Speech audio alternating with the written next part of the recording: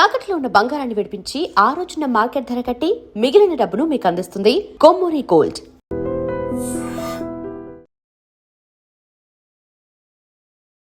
నమస్తే రమగారు. నమస్తే జయ. రమగారు, ఏదైనా ఒక జానపద గాథ సిరీస్ లాగా ఉంటే కొంచెం ఒక 10, 15, 20 లాంటి ఎపిసోడ్లు ఉంటే వరుసగా ఒక సిరీస్ లాగా చేద్దామండి. చేద్దాం. ఎందుకంటే పిల్లలకు కూడా ఇంకొక నెల పోతే కొంతమందికి హాలిడేస్ వచ్చేసినాయి. చిన్నపిల్లలకి ఏప్రిల్ అయిపోయిందంటే ఇంకా హాలిడేసే కదా, చక్కగా సిరీస్ అంతా చూసుకుంటానికి వీలుగా ఉంటుందని. పూర్వం ఒక రాజుగారు ఉండేవారట. రాజుగారి పేరు సూరసేనుడు. ఆయనకి ఒక మంత్రి, ఒక పురోహితుడు, అట్లా స్నేహితులు ఉండేవాళ్ళు. రాజుగారికి సంతానం లేదు. ఈ మంత్రి గారు ఫ్రెండ్ అనమాట. పురోహితుడు కూడా వీళ్ళంతా కలిసి చదువుకుని రాజ్యానికి వచ్చారు. తను రాజు అవ్వంగానే తన స్నేహితుడిని మంత్రిని చేసుకుని, పౌరోహిత్యం చేసే తన స్నేహితుడిని తనకు రాజపురోహితుడిగా పెట్టుకుని, ఒక వ్యాపారస్తుల అబ్బాయి కూడా వీళ్ళ స్నేహితుడు, అతనితోటి ఫ్రెండ్షిప్ ఉండి వీళ్ళతోటి ఒక యంత్ర పరికరాలు చేసే ఒక కమ్మరి అబ్బాయి చదువుకున్నాడు. అతన్ని కూడా తమ రాజ్యంలోనే ఏవో పనులు చేయటానికంటే రాజ్యానికి అవసరమైనవి, రాజమందిరానికి అవసరమైన పనులు అతనితోటి చేయించుకునేవాళ్ళు. ఈ 5గురు బాగా స్నేహంగా ఉండేవాళ్ళు. అదేమిటో విధి వైచిత్ర్యం, ఎవరికి పిల్లలు లేరు. అయితే ఒకనాడు ఏమైంది, వీళ్ళంతా ఒక సాయంకాలం పూట కలుసుకున్నారు. రాజుగారు చాలా నిరాశగా అట్లా దీనంగా ఉన్నాడు. మంత్రి అడిగాడు, ఎందుకు ప్రభు ఇట్లా నిరాశగా ఉన్నారు, ఎందుకు ముభావంగా కనపడుతున్నారంటే ఆయన ఏం చెప్పాడంటే, మరి మనకి మా రాజ్యానికి చుట్టుపక్కల చాలా గ్రామాలు ఉన్నాయి కదా, ఆ గ్రామాల్లో ఒక సంపన్న భూస్వామి మరణించాడు. ఆయనకి సంతు లేదు. సంతానం లేకపోవటం వల్ల ఆ గ్రామాధికారి ఏం చేశాడు, ఈయన ఈ సంపన్న గృహస్థు మరణించాడు, అతనికి సంతానం లేదు కాబట్టి అదంతా ప్రభుత్వానికి చెందుతుందని ఉత్తరం రాశాడు. ఇప్పుడు అతని ఆస్తి అంతా ప్రభుత్వపు ఆస్తి అయిపోతుంది. ఇప్పుడు కూడా ఉన్నాయి కదా, సంతుగా పోతే అది ప్రభుత్వం పరం అయిపోతుంది. ఇప్పుడు వాడు ఎవరిదో ఆస్తి మనం ప్రభుత్వ పరం చేసుకుంటాము, మనకు కూడా సంతానం లేదు, మన తర్వాత ఏమిటి, మన తర్వాత కూడా ఏదో మన తర్వాత మన రాజ్యం ఎవరికి వెళ్తుంది? అవును, ఇప్పుడు మన రాజ్యం ఉంటే ప్రభుత్వాన్ని పరం చేస్తామని అవేవడేవో ఆస్తులు తీసుకొచ్చి మన దాంట్లో కలుపుతారు. మనం ఏం చేయాలి? అదేదో వింతగా మనం 5గురం స్నేహితులు అయితే మన 5గురికి పిల్లలు లేకుండా అయ్యారు అని చెప్పాడు. చెప్పేసరికల్లా మంత్రి అన్నాడు, అదేమిటండి అలాంటి నిరాశపడకూడదు, ఏమంత వయసు మించిపోయిందని. చాలామంది రాజులకి ఆ లేట్ వయసులో అంటే పెద్దవాళ్ళు అయ్యాక వృద్ధాప్యంలో సంతానం కలిగిన వాళ్ళు లేరా? రామాయణ గాథ ఉంది. దశరథ మహారాజు ఎంత వృద్ధుడు, అవును, 60,000 సంవత్సరాల వయసు వచ్చాక ఆయనకి కుమారుడు కలిగాడు. ఒక్కడు కాదు, 4 కుమారులు. వాళ్ళు యజ్ఞం ఏదో చేశారు. మనం కూడా అట్లాంటిది ఏదైనా చేద్దాము, ఏ పూజ చేస్తే సంతానం లభిస్తుందో చూద్దాం అని బాగా ఆలోచించారు. పురోహితుడు అన్నాడు, చాలా రకాల పూజలున్నాయి, నక్షత్ర జపాలు చేయొచ్చు, రాజుగారికి సంతానం కలిగి. ఇప్పుడు ఏంటంటే ఎప్పుడైనా ఒక ఇంట్లో ఒక సంతోషం ఉందనుకో, ఒక సంతానం కలిగింది, దాన్ని చూస్తే మిగిలిన వాళ్ళందరూ సంతోషపడతారు, అందరికీ ఆ సంతోషం వస్తుంది. అట్లాగే అవును అవును, కాబట్టి మనకు అందరికీ సంతాన సాఫల్యం కలుగుతుంది, ఏదైనా పూజ అని బాగా ఆలోచించారు. ఏం వ్రతం చేయించవచ్చు, ఏం పూజ చేయించవచ్చు, ఏ నక్షత్రాలు జపం చేయాలి, దీని మీద విస్తారంగా మాట్లాడుకుంటుంటే ఆకాశంలోంచి ఒక పక్షి పైన ఎగురుతూ వెళ్తోంది. దాని కాలుతోటి అది ఒక మామిడి పండును పట్టుకుంది. ఆ పండు జారి వీళ్ళ మధ్యలో పడింది. ఆశ్చర్యపోయారు. పక్షి గీరినట్టు కనపడుతోంది. అది మంచి శీతాకాలం. సాయంకాలం వీళ్ళు 5 గంటలకు కూర్చుంటే చీకటి పడిపోతుంది.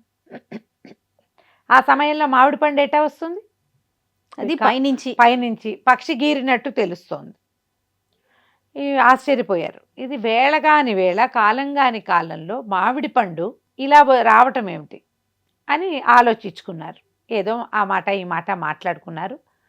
ఇది అంటే రేర్గా జరిగేది కాబట్టి తలా ఒక ముక్క తిందామని ఒక దాసిని పిలిచి ఈ పండును గడిగి 5 ముక్కలు చేసి పట్టుకురమని 5గురు 5 ముక్కలు తిన్నారు. పంచుకున్నారు ఆ పండుని.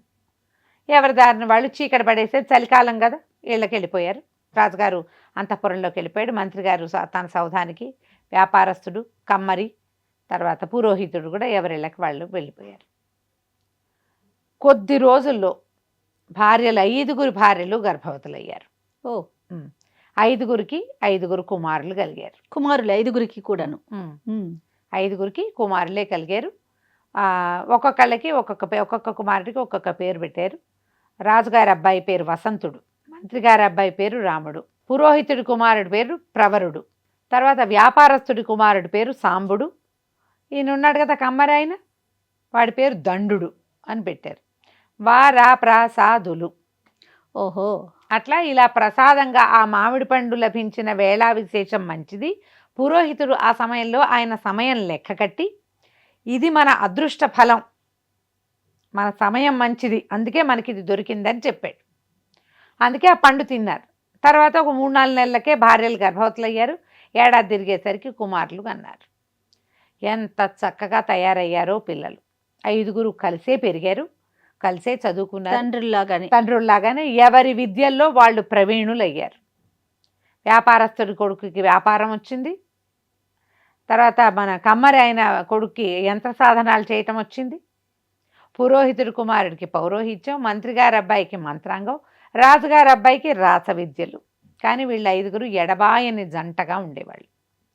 సరే, అందరికీ 22-23 సంవత్సరాలు రాగానే కుమారులకి వివాహాలు చేసేసి వీళ్ళకి రాజ్యం అప్పచెప్పాలి, ఈ రాజ్యంలో ఈ వ్యాపారాలు వ్యవహారాలని అప్పచెప్పాలని తండ్రులు భావించారు.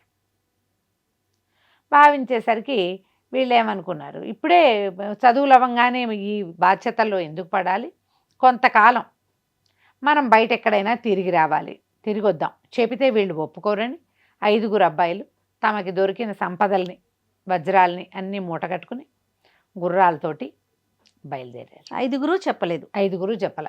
వీళ్ళు కలిసికట్టుగా పనిచేస్తారు. 5గురు దేశాటన కోసం బయలుదేరారు. 1 సంవత్సరం 2 ఏళ్ళు తిరిగి వద్దాం, మనకు కూడా రాజ్యంలో ఆనుపానులు, బయట రాజ్యాల్లో బయట దేశాల్లో ఏమున్నాయో అది మన దేశంలో ఏం ఇంప్లిమెంట్ చేయాలో తెలుస్తుంది, ఏం చేయకూడదో తెలుస్తుంది.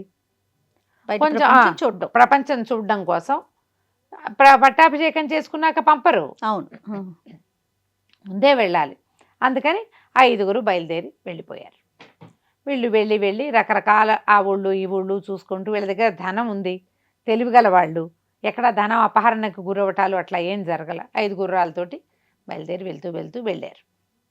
వెళ్తే ఏమైంది, వీళ్ళు ఒక రాజ్యాన్ని చేరుకున్నారు. ఊళ్ళోకి వెళ్ళేసరికల్లా సైనికులు ఎవరో కనపడ్డారు. ఇదేమిటి ఇట పడుకునే వేళ తిరుగుతున్నారు మీరు, ఇట్లా తిరగకూడదని చెప్పారు సైనికులు. ఇదేం పడుకునే వేళ, పట్టపగలు అంటే ఆ సైనికుడు చెప్పాడు, పట్టపగలు అనకూడదు, ఇది పగలు కాదు, ఇది రాత్రి, పడుకోవాలంటాడు. మీరు నిద్రించే సమయం, నిద్రలో మీరందరూ నిద్రపోతుంటే మేము గస్తీ తిరుగుతున్నాం, కాబట్టి మీరు నిద్రించాలి, గుర్రాలు వేసుకుని తిరగడానికి వీల్లేదు. తెలబడి ఇదేమిటి పట్టపగలు ఫెలఫెల్లాడిపోతుంది ఎండ, ఇప్పుడు పడుకోవటం ఏంటి. అప్పుడు వాళ్ళకి తెలిసింది, ఊరు నిశ్శబ్దంగా ఉంది, ఆ రాజ్యం అంతా అందరూ పడుకొని ఉన్నారు, వీళ్ళు కేవలం గస్తీ తిరుగుతున్నారు అంతే. అదేమిటి మీ రాజుకు తెలియదంటే రాజుగారికి పేరు ఎత్తకూడదు. సరే, ఏదైనా సత్రం ఉందో చెప్పి అది మా పూచి కాదు, మీరే వెతుక్కోండి. ఏం చేయాలో తెలియలే. అసలు ఏ ఇంటికి తలుపు తెరిచి లేదు, అన్ని తలుపులు వేసేసి ఉన్నాయి.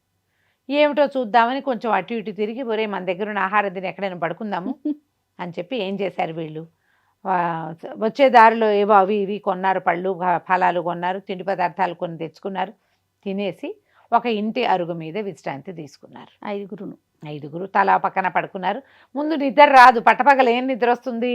అయితే ఏమిది, ఇప్పుడు ప్రయాణాల్లో ఉన్నారు కదా కొన్ని రోజులుగా, కొంచెం అలసటగానే ఉంది. ఏదో అరుగుల మీద పడుకునేసరికి చల్లగా ఏదో కొంత నిద్ర పట్టింది. సాయంకాలం వీళ్ళకి మెలకు వచ్చేసరికి అన్ని తలుపులు తెరుచుకున్నాయి. ఊళ్ళో జనమంతా బయటకు వచ్చారు, కొంతమంది పొలాలు వెళ్తున్నారు. సాయంకాలం అయ్యేసరికి దీపాలు పుచ్చుకుని నడుస్తున్నారు.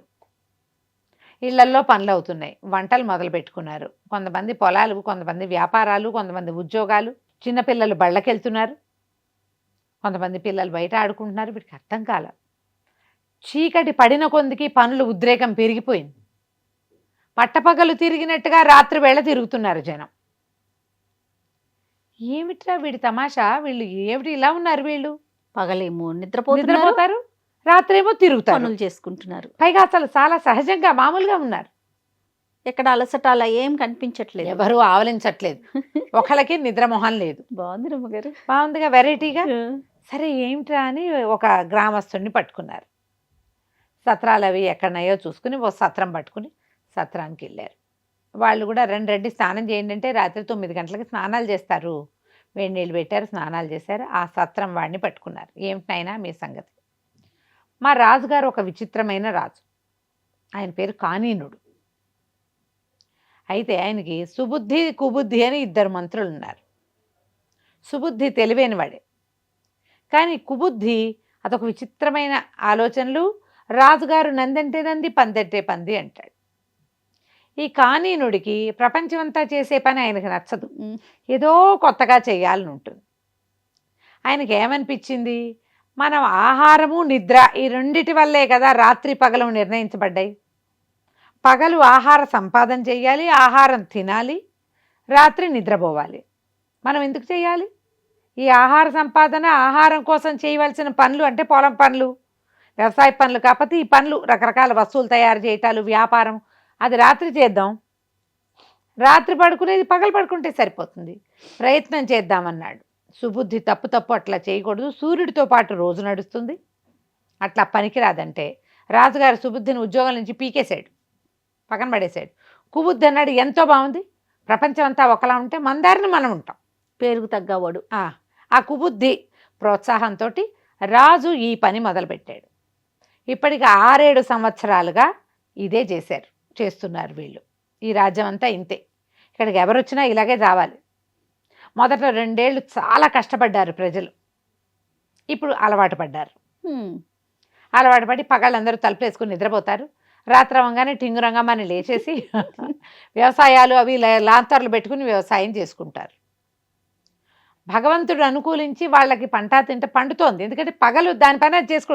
నువ్వు రాత్రిపూట మొక్కలు పెడతావు, తెల్లారి ఎండ వల్ల దానికి జరగాల్సింది జరుగుతుంది, ఎట్లా అంతేగా, ప్రకృతి పరంగా జరగాల్సింది జరుగుతుంది కదా.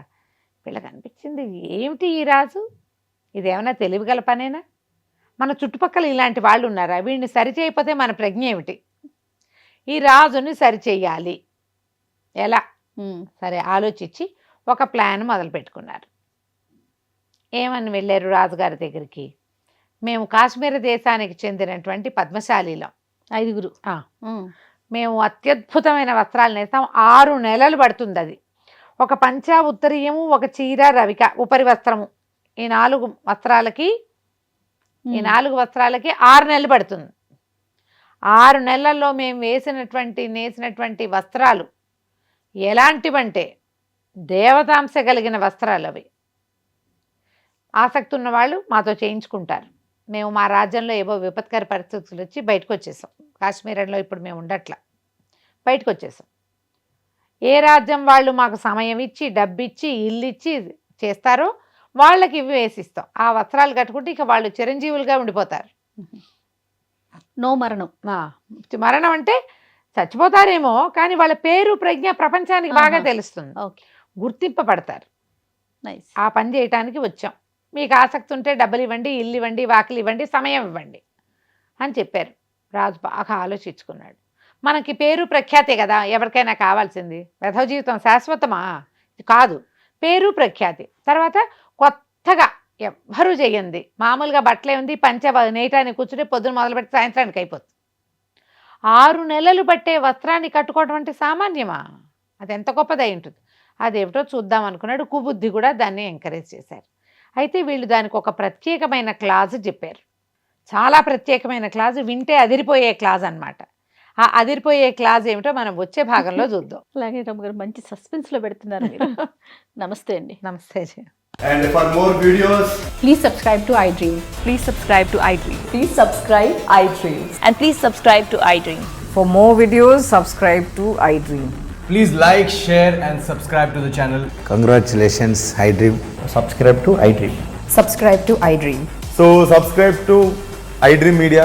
iDream team andarki huge congratulations. Please subscribe iDream Media. Please subscribe to iDream. Subscribe iDream. Please subscribe to iDream. iDream అంటే నా కళల ఛానల్ను సబ్స్క్రైబ్ చేసుకున్న నోరు తిరుగుతలేదు, మీరైతే గంట గుర్తు కొట్టండి. For more such videos, please subscribe to iDream.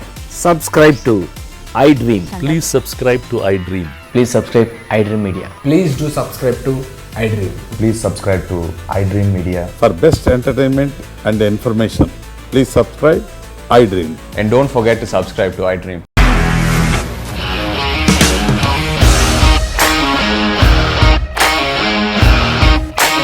ఇండస్ట్రీలో కమిట్మెంట్ ఇష్యూస్ వస్తే నీకు కూడా వచ్చినట్టు మార్నింగ్ తీసుకెళ్ళాలంటే కొట్టి పడేస్తారు.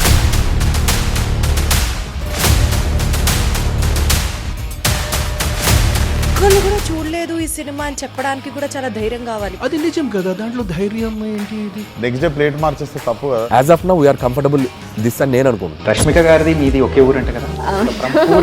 నీకు కోపం వచ్చిందంటే బాగా తిట్టేత్తరా? తిట్టేద్దామండి.